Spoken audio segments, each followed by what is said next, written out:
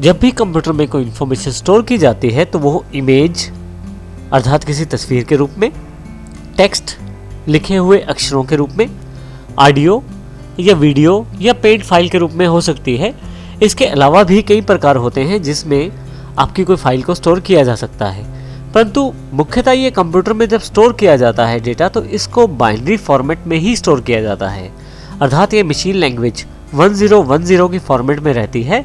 आप किसी भी तरह का डेटा स्टोर करें, चाहे वो ऑडियो फाइल है, वीडियो फाइल है या कोई इमेज फाइल है, उसे मशीन लैंग्वेज या बाइनरी लैंग्वेज में ही स्टोर किया जाता है, जिसमें 1010 फॉर्मेट का प्रयोग किया जाता है, अर्थात केवल 2 अंकों का प्रयोग किया जाता है जिन्हें बाइनरी डिजिट्स भी कहते हैं।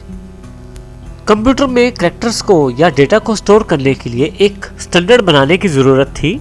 इसके लिए एक संस्था का गठन किया गया जिसका नाम है एस्काई, अर्थात American standard code for information interchange.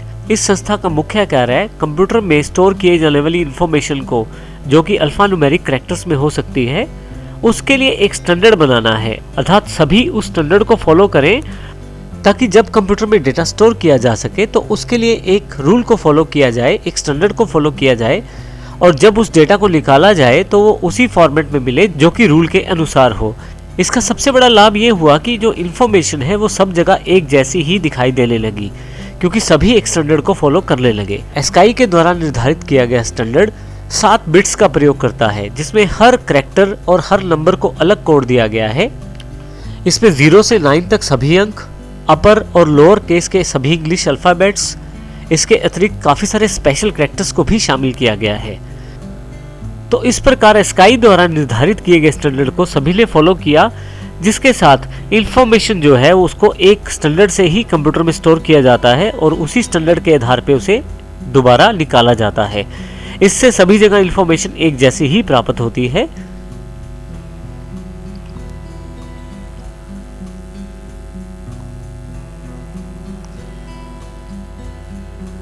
ASCII के पश्चात ANSI ANSI ये एक अलग से स्टैंडर्ड फॉलो किया गया विंडोज के द्वारा, जो कि एस्काई का ही एक्सटेंशन है, अर्थात इसमें एस्काई वाले सभी कैरेक्टर्स तो शामिल हैं, इसके अलावा भी कुछ अलग से कैरेक्टर शामिल किए गए हैं। ANSI जो स्टैंडर्ड है वो माइक्रोसॉफ्ट के द्वारा तैयार किया गया और फॉलो किया गया है, और इसमें 8 बिट्स का प्रयोग किया जाता है इंफॉर्मेशन को स्टोर करने के लिए, अर्थात इसमें 256 फिर से 8 बिट्स का प्रयोग किया गया 256 डिफरेंट कैरेक्टर्स को प्रयोग करने के लिए।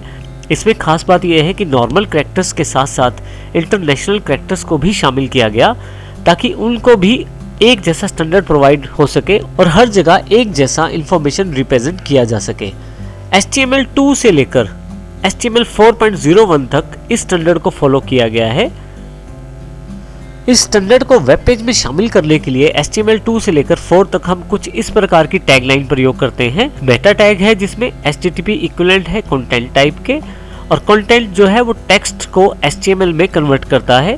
कैरेक्टर सेट का देखें यहाँ पे नाम दिया गया है ISO 88591, जो कि ये जानकारी देता है कि इस पर्टिकुलर स्टैंडर्ड को फॉलो किया जाए। परंतु HTML5 में काफी सारी तब्दीली आ गई है।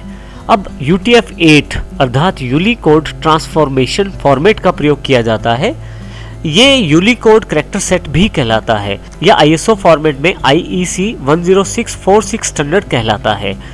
इसमें लगभग वो सभी कैरेक्टर्स हैं जो पहले से शामिल थे, परंतु इसमें हजारों कैरेक्टर्स और भी शामिल किए गए हैं, जिसमें दुनिया भर के बाकी कैरेक्टर्स और सिंबल्स को प्रयोग किया गया है और उनको एक स्टैंडर्ड प्रदान किया गया है। UTF-8 को HTML5 के द्वारा फॉलो किया गया है, और आज की जो रिक्वायरमेंट है, जितनी भी वेबसाइट्स या वेब पेजेस बनते हैं वो UTF-8 स्टैंडर्ड को इसीलिए फॉलो करते हैं क्योंकि हम अब HTML5 टेक्नोलॉजी को प्रयोग करते हुए अपने वेब पेजेस बनाते हैं।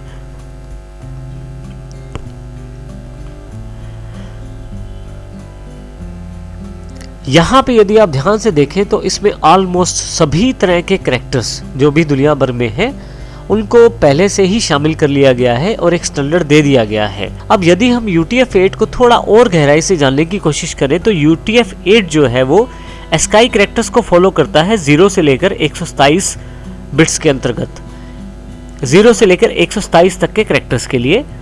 UTF-8 128 से 159 तक के कैरेक्टर्स को प्रयोग नहीं करता है, उनकी वैल्यूज को प्रयोग नहीं करता है। UTF-8 जो है वो बिल्कुल आइडेंटिकल है ANSI और 8859 स्टैंडर्ड के अनुसार 160 से लेकर 255 तक की वैल्यूज के लिए। इसी तरह से UTF-8 जो है कंटिन्यू रहता है 256 से लेकर 10,000 तक के डिफरेंट कैरेक्टर्स को शामिल करने में। तो UTF-8 कैरेक्टर सेट HTML5 का एक एसेंशियल एलिमेंट है। HTML का वर्जन 5 इस मेटा कैरेक्टर सेट UTF-8 को फॉलो करता है।